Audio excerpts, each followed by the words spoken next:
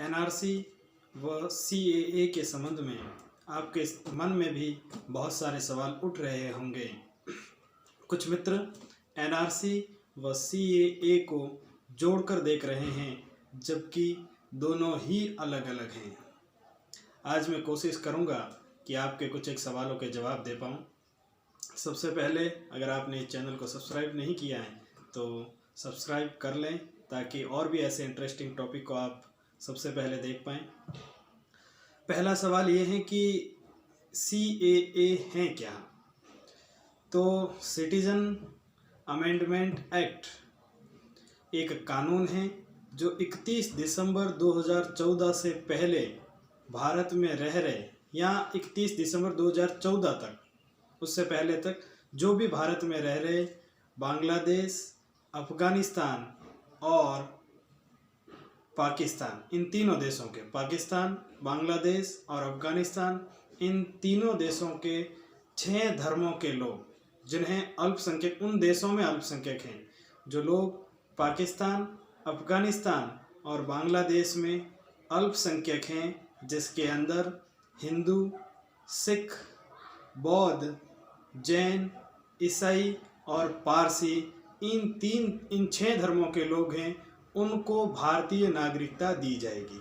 एक बार पुनः सुन लीजिए कि जो 31 दिसंबर 2014 से पहले से भारत में रह रहे हैं, उन व्यक्तियों को जो पाकिस्तान, बांग्लादेश और अफ़गानिस्तान से भारत में शरणार्थी के रूप में आए हैं, वहाँ इन तीनों देशों के अंदर धार्मिक अल्पसंख्यक हैं और धार्मिक आधार पर प्रताड़ित हैं, उनको भारत की नागरिकता देने के संबंध में ये बिल लाया गया है।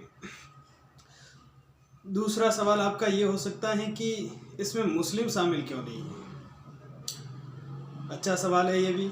इसमें मुस्लिम इसलिए शामिल नहीं है कि इन तीनों देशों, पाकिस्तान, अफ़गानिस्तान और बांग्लादेश, इन तीनों देशों में मुसलमान अल्पसंख्यक नहीं हैं। वहाँ पर मुसलमान बहुसंख्यक हैं, और वहाँ के मुसलमान जब वहाँ बहुसंख्यक हैं तो वो धार्मिक आधार पर प्रताड़ित नहीं हो सकते।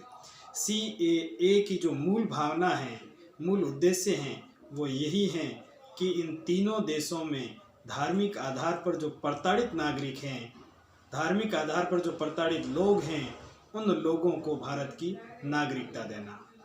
आगे आपका ये भी सवाल है, हो सकता है कि क्या भारतीयों को इससे कोई परेशानी होगी, भारतीय नागरिकों को?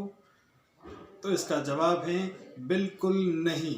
आपको किसी भी प्रकार की चिंता की कोई ज़रूरत नहीं है, क्योंकि यह बिल भारतीय नागरिक जो भारत में रह रहे हैं उन नागरिकों से संबंधित है ही नहीं।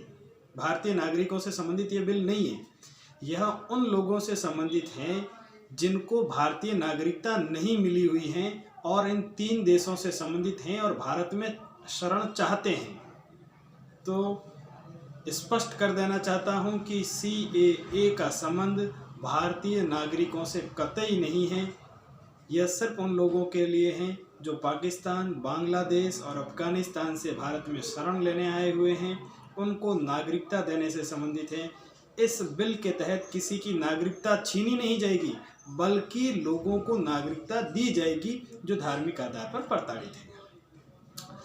ये भी सवाल आपका हो सकता है कि क्या भारतीय मुसलमानों को इसमें परेशान होने की ज़रूरत है? बिल्कुल नहीं। मैं पुनः कहता हूँ कि जो भारत के नागरिक हैं उनसे ये बिल संबंधित नहीं है। तो ये विधेयक अभी क्यों लाया गया? ऐसा नहीं है। यह विधेयक 2015 में लाया गया था, लेकिन उस समय राज्यसभा में पास नहीं हो पाया था, क्योंकि उस समय बीजेपी के पास राज्यसभा में बहुमत नहीं था। इसलिए 2015 में यह विधेयक लाया गया, लेकिन असफल रहा। इसीलिए अब यह विधेयक वापस पारित किया गया है। अब एनआरसी के संबंध में भी कुछ बातें तुम्हें स्पष्ट कर दूं। एनआरसी क्या है? तो एनआरसी नागरिकता पंजीकरण रजिस्टर है, जिसका उद्देश्य है घुसपैठियों की पहचान करना। देखिए, सीएए वो किससे संबंधित था? उन 3 देशों, पाकिस्तान, बांग्लादेश और अफ़गानिस्तान, उनके जो धार्मिक, उन देशों के धार्मिक प्रताड़ित लोग हैं, उनको भारत की नागरिकता देना था। अब एनआरसी क्या है? एनआरसी नागरिकता पंजीकरण रजिस्टर है, जिसका उद्देश्य है घुसपैठियों की पहचान करना। 1985 के असम एकॉर्ड में राजीव गांधी के द्वारा असम गण परिषद व छात्र संगठनों को किया गया एक वादा था, जिसे पूरा नहीं किया गया। फिर यह मामला सुप्रीम कोर्ट में पहुंचा और अभी वर्तमान में सुप्रीम कोर्ट की निगरानी में ही इसमें संशोधन प्रक्रिया शुरू हुई है। एनआरसी से भी घबराने की जरूरत नहीं है। हाँ, इसमें कुछ एक दिक्कतें हो सकती हैं, लेकिन इसमें अभी भी बहुत सारे मौके दिए जाएंगे और जिसके पास वैध दस्तावेज हैं उसको किसी प्रकार की चिंता की जरूरत ही नहीं है। तो पुनः एक बार मैं कहना चाहता हूं कि जो CAA हैं वो भारतीय नागरिकों से किसी भी प्रकार से संबंधित नहीं है।